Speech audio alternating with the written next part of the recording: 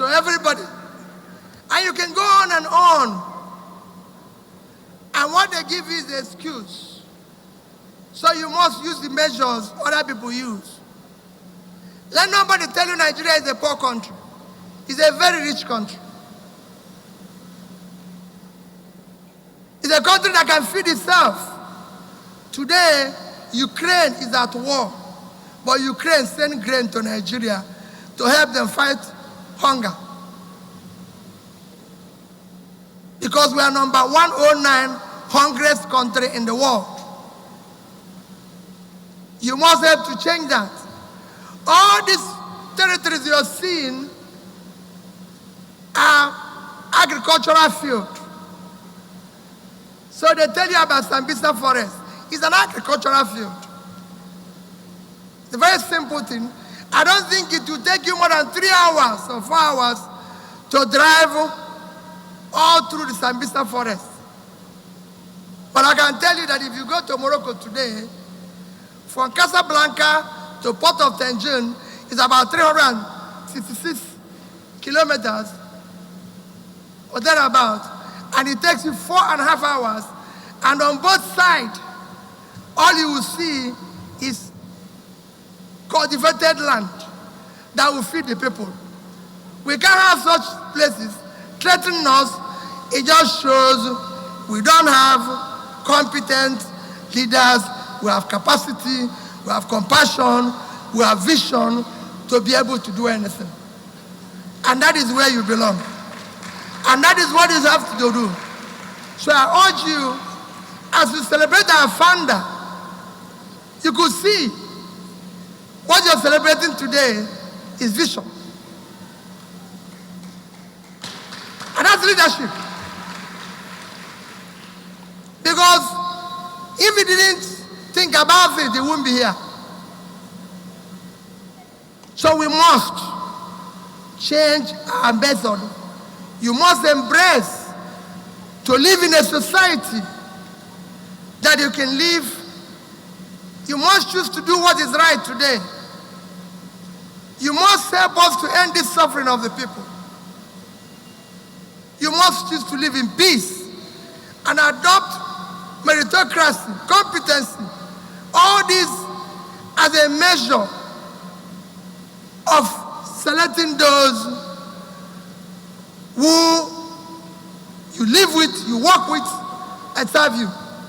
You must look at what will benefit the society.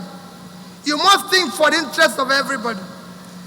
You must work to live in a society that is secure.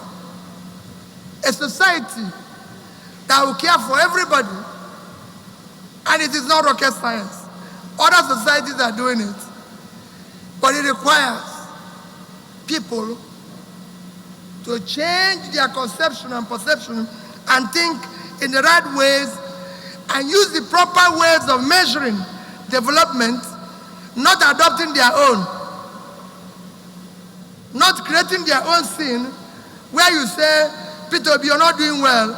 He'll start shouting at everybody. I say, I know what I'm doing, and what I'm doing is right, or you don't know where I met this country, or do you know what I saw when I came?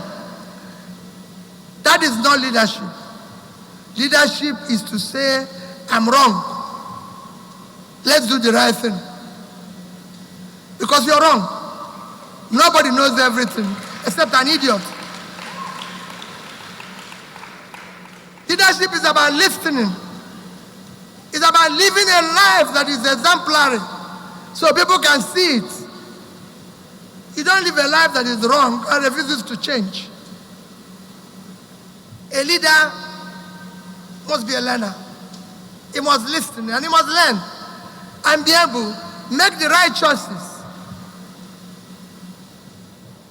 and ensure that those around him are people who are equally competent.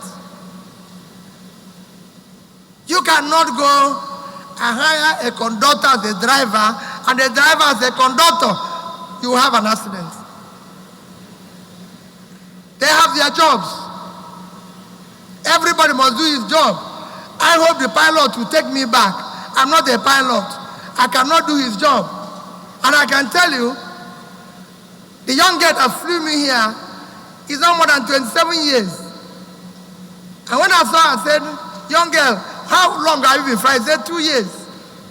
But I entered because he was a qualified pilot. I don't have to say, hey, my daughter is older, please, I won't enter your plane. No. Because she's qualified. And that's the type. And what I learned, because of the one difficult situation we found ourselves in Africa, particularly in Nigeria today, families are separating.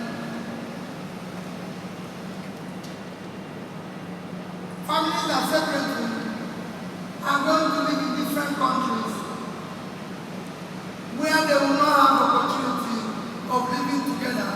Because even parents now